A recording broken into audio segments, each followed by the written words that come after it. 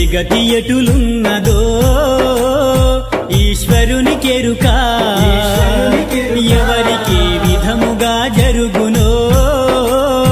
పరమాత్మ కెరుక ఎవరి గతి ఎటులున్నదో ఈశ్వరుని కెరుక ఎవరికి విధముగా జరుగునో పరమాత్మ కెరుక ఎవరి స్థితి ఎటులున్నదో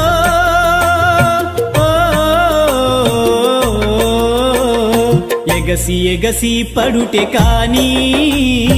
అలవి కాదెవరికైనా హరిహర బ్రహ్మాదులైనా అనుభవించక తీరదు ఎవరి గతి ఎటులు